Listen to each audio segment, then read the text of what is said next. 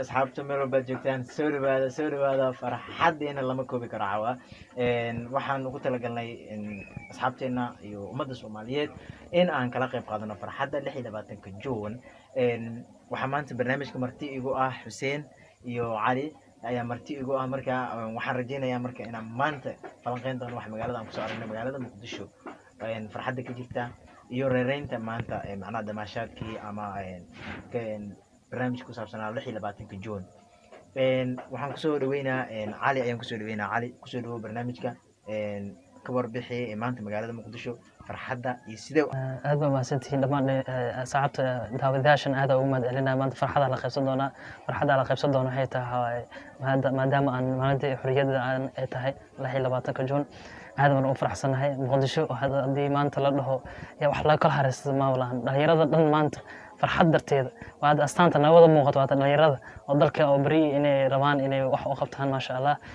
farxadan waa rajeynayna inaan midaan wadanka si horumar oo si rajeynayna calankeena aad baan u jecelnahay maanta farxadda aan soo arkay aad ma la soo koobo aad aan rajeynayna farxad ka badan waa si rajeyn doona insha Allah sanadka si qurux badan waa rajeynayna maadaama aan dhalinyarada ay ku tarjumayna calankeena oo astaan noo ah marka aad aan ugu dhawaay barnaamijka اوكي ما سنت علي علي وحن معناها درينكاga maanta sidoo yahay dareenkaaga farxadeed sidoo yahay dareenkii farxadeed lama soo koobi karo maalmaha kale waa ka duwan tahay haddana waxa waaye farxad aad iyo aad weyn waayo waxa waaye maalintii aan xorriyada aan qaadan waa calankeena oo la taagay oo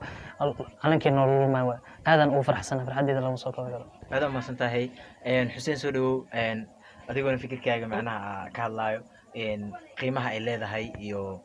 aad ka hadlayso macnaha dareenkaaga sidoo yahay okay soo dhawo Xuseen ما شاء الله خيرت ودونه ما شاء الله دمان سومالي حنبليو سنة جورو عن سنة كسنة كيس برواقي بشفش حنبليو مر لواد مر سدحات حنبليو سومالي ما نديقضو دمان ومدة مسلمين ومدة سوماليين ملو بأجوغان حنبليو ما أنت أنا وقعسني حماس دي لما سو كوي كرمانت ومالتي حريدي وأوجد فرحة هذا وعوض فرحة لما قياسي كرو هي محا معناها مقالة مقدشو مهندس سيديه ما شاء الله ما أنت مقدشو حنكسو أرك فرحة